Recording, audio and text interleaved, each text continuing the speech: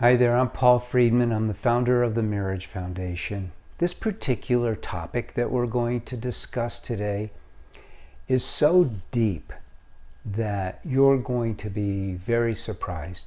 And I'm going to use it as a launching pad to talk more about marriage. We're actually here to educate people. I used to be a divorce mediator, and then when a couple asked me to help them save their marriage, I did some research, and my God, was I in for a surprise. And so are you going to be in for a surprise just with this topic. Why do married couples lose intimacy? Can I do anything to bring it back? So let's talk about why couples lose intimacy, and let's talk about what intimacy really means, because I'm sure in your mind it means a beautiful connection and a depth that you don't experience anywhere else.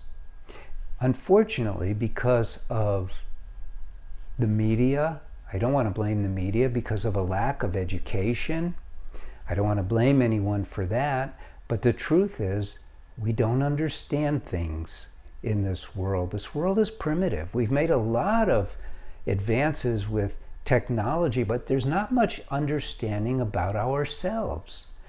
For instance, you and me and everyone else is essentially a spiritual being. Now don't hang up.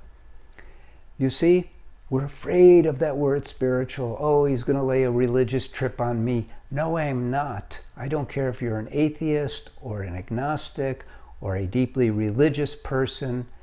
It doesn't matter, but it does matter what you are. You are a soul. You don't have a soul. This is kind of a misunderstanding. You are a soul. What you have is you have a mind and you have a body. And this is very important to understand, because the soul is love. It is where in all the scripture God creates man in his image, in all the scripture. And that image is not fingers and toes. That is heart, love, joy, consciousness, wisdom. That's our true nature. That's our true selves.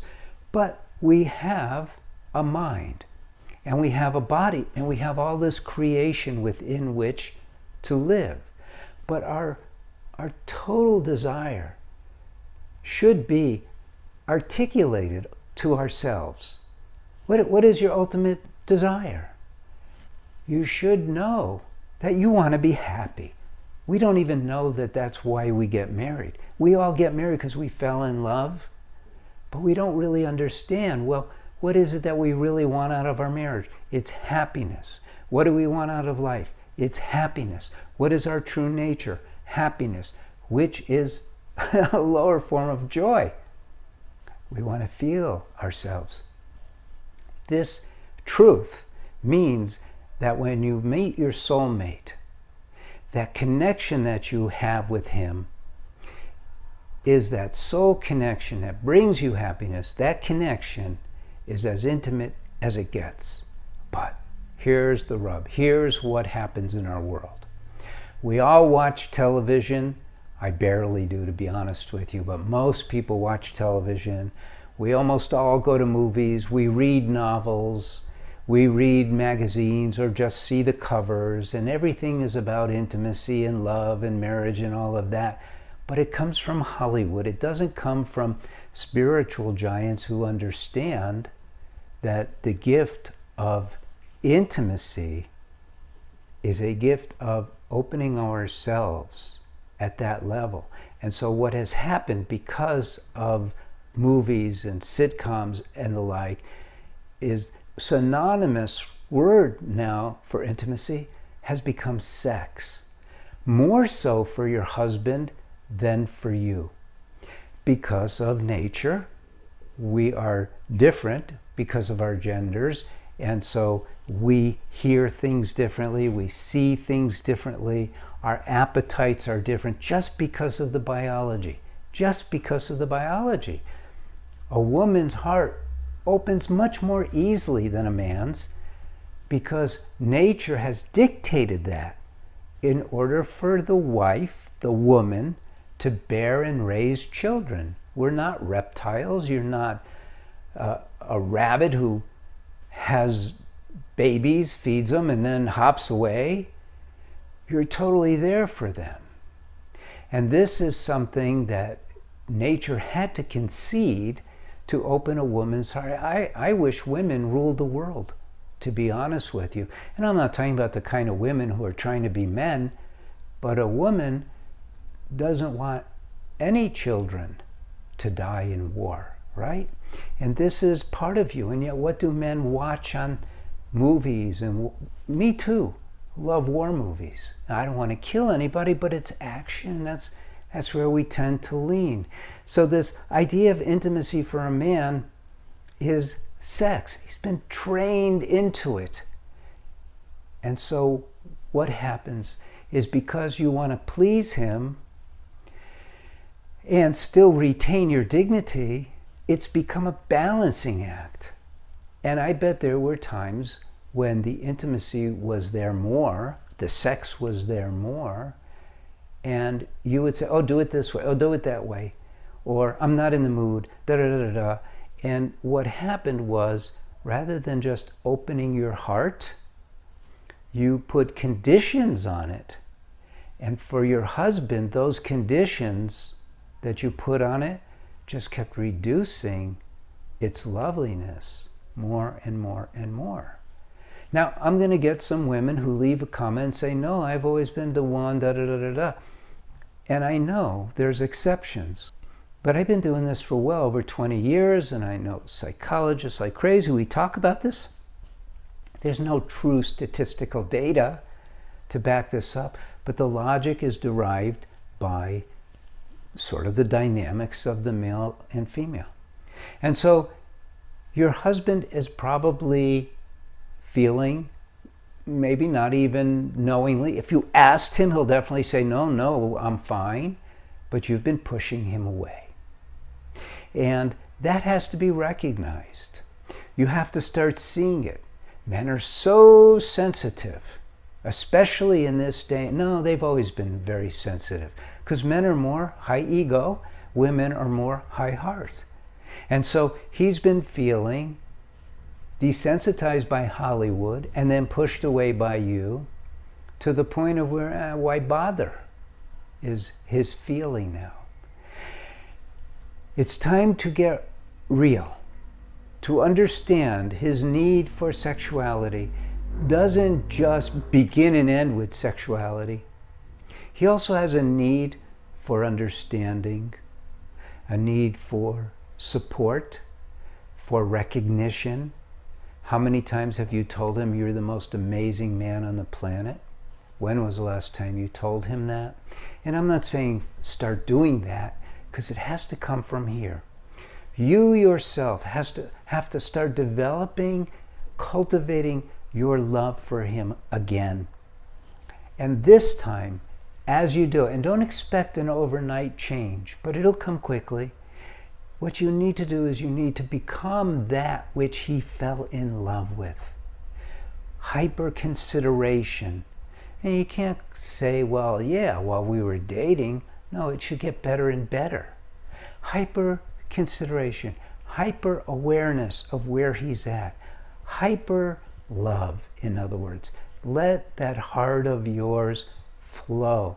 Liquid love, let it flow into your marriage, flow to your husband. How often do you contact him just to say, honey, I was just thinking about you. I can't wait till you're home, and I've prepared this amazing dish for you. Okay, again, some women are going to write, what is this guy coming from the 1930s? No, it's real. It wasn't all that in the 1930s. Not that I remember, I wasn't born. But these are basic, fundamental practices that come naturally when we put aside our expectations, our selfishness, and just learn to love unconditionally.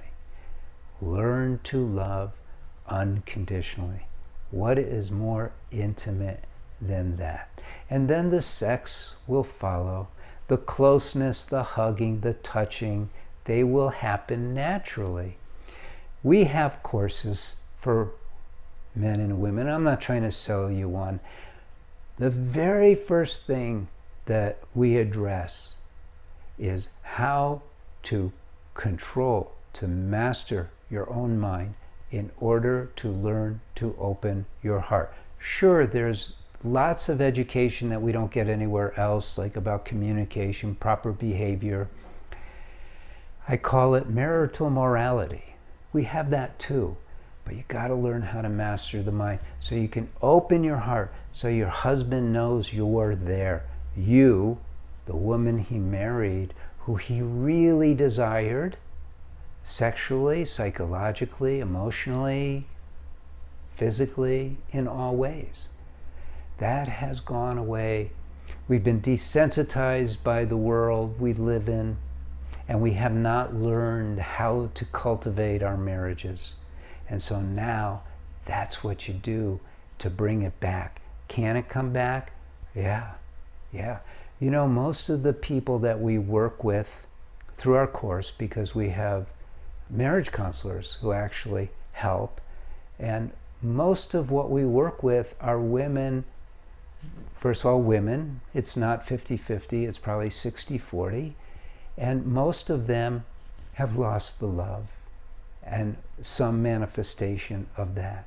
And we almost always, almost 100% of the time, get it back. There's a process to it, but it's methodical. You see where you're going, you see what you're doing, and it works. And so you got to start with this self-improvement program of yourself. And that's it. I hope this was helpful for you.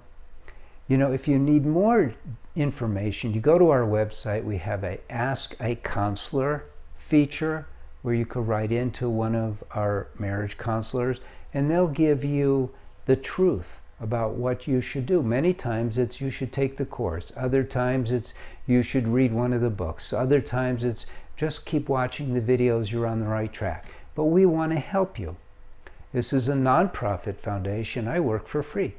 So do most of the people who work here, the counselors, and we're here to be of service to you, to help you have that which we have, the most amazing marriage humanly possible. So again, I'm Paul Friedman. I'm the founder of the Marriage Foundation, and I appreciate your stopping by. Leave a like, subscribe. God bless you, and take care.